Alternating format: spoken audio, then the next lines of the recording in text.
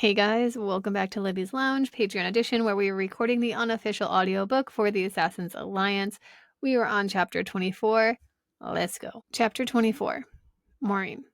It took several hours for the pain to subside in her back, but the cold stuck around. Even wrapped in one of the thickest blankets Maureen had ever seen, she still shivered. Andrew passed her a cup of hot honey lemon tea. Eileen said this will help you with your throat. He sat next to her on the couch in Francis's office. Maureen wrapped her freezing digits of her good hand around the mug. She could feel the heat almost burning her skin, but it didn't touch the bone cold from the sin. Eileen had cleared her, resplinted her broken fingers, and sent her on her way, satisfied she wouldn't die. But Maureen wasn't 100% convinced. Everything hurt. She took another sip of the steaming liquid, letting her tongue and raw throat be scorched, and coughed. The liquid dotted her borrowed sweatpants she refused to look up from, afraid her dead would be waiting for her. Andrew moved closer, a tentative hand draped across her shoulders. The physical touch sent a jolt of warmth through her in a way nothing else had. She leaned closer, laying her face against his chest, allowing the steady beat of his heart to take over the noise in her mind, drowning out her mother's words. He tentatively ran a hand over her arm, the sudden skin-to-skin contact sending warmth through her, and she shivered harder. He pulled his hand away, and Maureen grasped onto it, putting it back on her arm. No. Keep doing that. Doing what? Touching me, she said, a wave of embarrassment washing over her. But she didn't care. She was so fucking cold. The skin to skin. It's helping. By the time Francis arrived in the office, most of the warmth had returned to Maureen's body. She pushed herself up, untangling Andrew's arms from around her, and regretted the decision as a chill swept over her. Francis pushed her mug aside on the coffee table in front of them and took a seat. I need to know what you told him, he said, the anger in his eyes slipping into his words. Maureen's gut twisted, the sudden hostility not what she had come to expect from him. I didn't tell him anything, she said, trying to talk past the pain in her throat. But he shook his head. Please don't lie to me, Maureen. I need to know so I can do damage control. Her cheeks flushed and she pushed herself straighter. I'm not lying. I didn't tell him a damned thing, just like I didn't tell my mother. Francis opened his mouth, thought better of what he was going to say, and pressed his lips into a frown. She waited, fear swirling. Her mother had been right. It hadn't even taken that long. She'd disappointed him. He was going to throw her out, too. Where would she go? That is a powerful truth serum. How could you not tell him anything? Francis finally asked. Well, she took a deep breath, looking to Andrew for guidance, and he nodded for her to continue, his hand moving to her back, the gentle movement of his finger bringing her reassurance. He asked me the wrong questions. Francis's brow furrowed deeper, his hand moving to cup his chin. Why don't you start from the beginning? And she did, telling him about the cold and the ghosts and the pain. She told him about the line of questions, his face darkening as she told him about Elijah's interest in Hale's security. I didn't realize it then, she said, but I was able to control the narrative. Not intentionally, but the first time he asked me about Hale's security, my mother distracted me, which distracted him. And then when we got back to Hale, I asked him what he did to me instead of answering. And then when he asked a third time, I could feel the words wanting to come out. All of them. But then he asked me about a connection to Hale's security.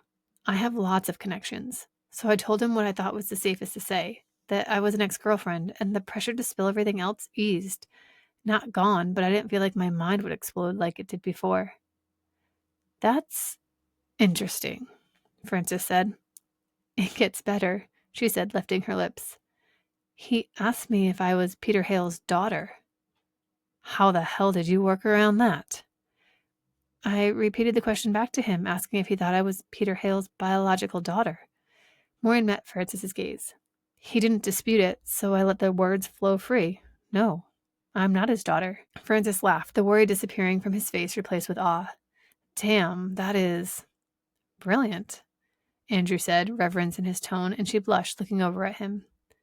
I have only seen sin used a few times, and it doesn't look fun, but to manipulate it? Ask stupid questions, get stupid answers, Maureen said, looking back at Francis. He thinks you're training me because you took pity on me, and that I'm an ex-girlfriend of a Hale security employee, both which are true. But I think we're in the clear. Francis's joy subsided. Is that what you think? That I took pity on you?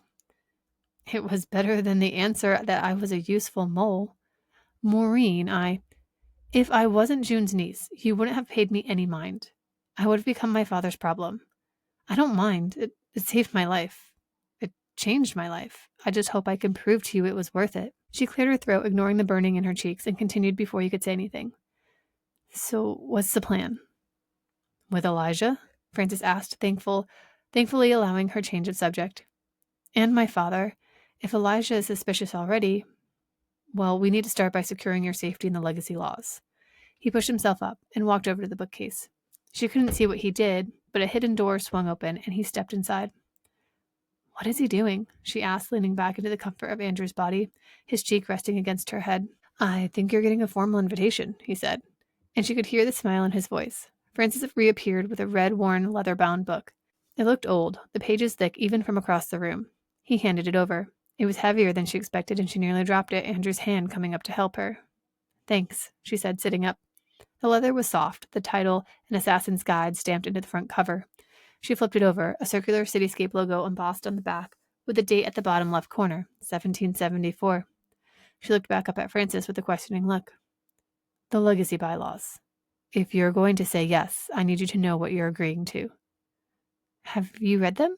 Maureen looked up at Andrew. "I grew up on them," he said. He sat up, taking the book from her and flipping through the heavy pages, eyes downcast. "I don't have a choice. I'm bound by birth to serve the legacy." He slowed his flipping, stopping in the middle of the book, and looked up, holding it out for her. She took it tentatively with her good hand and balanced it on her lap. Article 2. Legacy Blood, Membership, and Hierarchy. Legacy Blood definition. Legacy blood refers to the descendants of the legacy's founding family and those tied by direct lineage. Claiming process. All legacy blood must be claimed by their family line no later than their 23rd birthday, but no earlier than their 10th birthday. Once claimed, legacy blood is bound to serve the legacy in an assassin position as decreed by the board. The act of claiming requires a formal ceremony during which a legacy blood takes a binding oath of loyalty to the legacy through the act of taking a life to protect a life. Unclaimed legacy blood.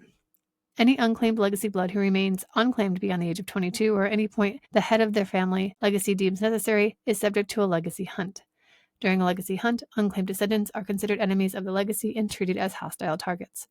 Legacy hunts are sanctioned operations to ensure the lineage remains bound to the legacy and can only be authorized by the reigning senior assassin. Maureen's eyes widened and she looked back at Andrew. "You're a recruit," he said. "The laws are different, but Senior is right. You need to understand who we are, what we are at our core, especially because I assume you aren't joining a normal team." He looked to Francis for confirmation, and she looked too. Francis gave a grim nod. "I was going to run you as an unaffiliated asset. No bond, no oath. But Elijah has tied my hands. I would assign you to the blood team, first of all for your skill set, but also for your protection. Andrew and Seamus know everything, and what I'm asking you to do? This is dangerous and unprecedented. We are dedicated to protecting innocent people with our lives," Andrew continued, and she met his serious gaze, his brow furrowed in concern. "Nothing and no one comes above that." Maureen let out a shaky breath, looking back down at the book. Rules that she could know? That everyone was held accountable to? She bet setting up your own family to be murdered was against their rules. "I don't really have a choice, do I?" Neither answered her, but she could see the truth in their eyes. This was her only option for survival. She huffed and laughed. "Okay, then." And although there was no other answer for her to give, Francis's shoulders seemed to relax. "Read through it," he said, nodding at the book. "Study it. Become it. We live and die by the words on those pages. Welcome to the legacy." And that's the end of chapter 24. It was definitely a shorter chapter, just kind of the wrap up of what had happened and a setup for where we're going. So I hope you enjoyed that, and we will be back with chapter 25.